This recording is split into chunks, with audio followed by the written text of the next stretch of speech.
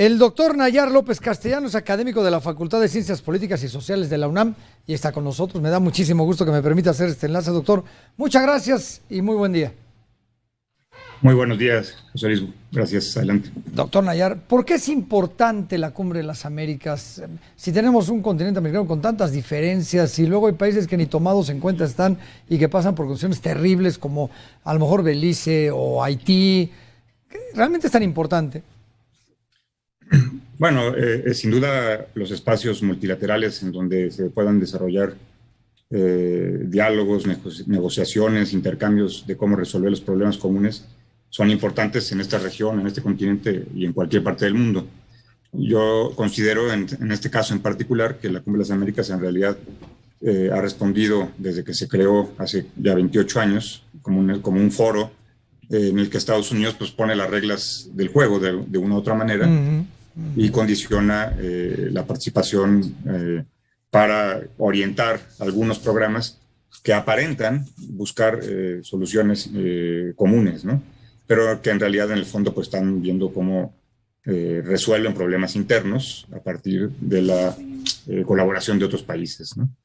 Como los temas que están planteando en esta cumbre, por ejemplo, el tema migratorio, pues si se respetaran los procesos nacionales, si se hicieran inversiones importantes en el ámbito social en los países que tienen mayor complejidad en este sentido, como el caso del Triángulo del Norte en Centroamérica, pues se podrían resolver algunos problemas un poco más de fondo, ¿no? Ahora, históricamente, los acuerdos que se han logrado en la cumbre, o se han alcanzado más bien en la Cumbre de las Américas, se han aplicado, o sea, hemos ido para bien, o realmente queda en el diálogo, porque cuando ya se sientan en la mesa, ya todo está escrito, doctor, o sea, no es que ahí se pongan a debatir temas, ya vienen las agendas ya pactadas, como en todas las cumbres de la Unión Europea, del Mercosur, etcétera. ¿Han dado algún resultado como decir, oye, lo que se acordó hace un año o hace 2 años, sí se llevó a la práctica o vamos para bien, o realmente se queda en el papel? Se queda sobre todo en el papel, en la declaración, en la fotografía, porque finalmente pues son cumbres en las que, como bien señalas, pues llegan ya con un guión prescrito y poco se negocia en términos reales, digamos, ¿no? Yo ayer me preguntaba, bueno, ¿qué ha dejado durante 28 años las pasadas 8 cumbres de las Américas, ¿no? ¿Qué han dejado de positivo para los países latinoamericanos y caribeños? Se han resuelto problemas como la migración, como el crimen organizado, el narcotráfico en particular. Se ha logrado una estabilidad en las relaciones entre los países. Por ejemplo, el caso de la relación conflictiva entre Colombia y Venezuela, que tiene de estas 2 décadas, ¿no? de mayor intensidad. Entonces, no vemos en ese sentido resultados reales, ¿no? Más bien han sido foros que pretenden, bueno, en su inicio, habría que ubicar ahí que se buscaba sobre todo acompañar, digamos, la creación de lo que se conoció como ALCA, el Acuerdo Libre de Comercio para las Américas, que al final fracasó en el 2005 ante una vertiente de integración latinoamericana sin la incorporación de Estados Unidos, ¿no? La participación de México históricamente, bueno, antes teníamos un cuerpo diplomático, México se caracterizaba por su buena diplomacia, ¿no? Ya no la tenemos realmente. Entonces, ¿qué tan relevante es que México esté o no esté? Viendo que hay pues, otros países que pasan también por una crisis diplomática importante, pero Brasil, Argentina, a lo mejor pueden ser igual o mejores líderes. Bueno, en efecto, la diplomacia mexicana del siglo XX, que se caracterizó y que tenía como bandera la doctrina Estrada, pues sí marcó historia y determinó inclusive procesos políticos, como el caso de Centroamérica, cuando se formó el Grupo de Contadora, por ejemplo. Sí, ¿no? sí. México fue el espacio para la negociación y la firma de los acuerdos de paz de la guerra en El Salvador y Guatemala. Fue en Castillo de Chapultepec y en Tlaxcala, respectivamente, y jugó ese papel relevante, ¿no?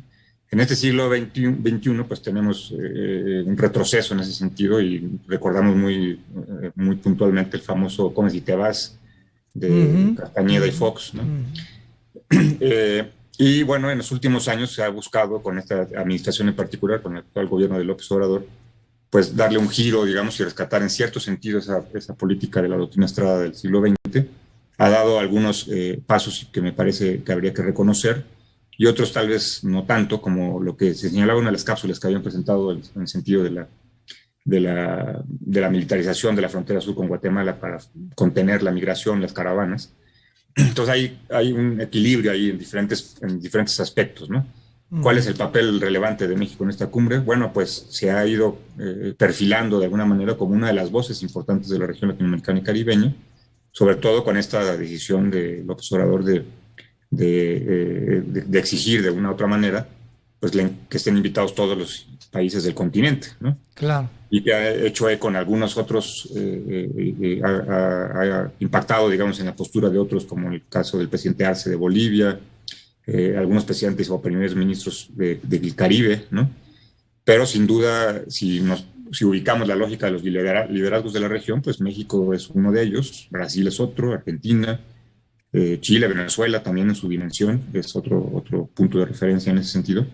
Y entonces hay el problema que yo vería al final es que si bien hay iniciativas que se van tomando como la actual con respecto a esta cumbre, no hay todavía ese nivel de comunicación y coordinación que pueda ser tan efectivo para hacer frente a la lógica también intervencionista de Estados Unidos. Claro. Doctor Nayar, no sabe qué gusto. Le agradezco muchísimo que me haya permitido hacer este enlace. Al contrario, muy buen día. Muy buen día. Es el doctor Nayar López Castellanos, académico de la Facultad de Ciencias Políticas y Sociales de la UNAM, para tener el contexto histórico y la influencia de esta Cumbre de las Américas.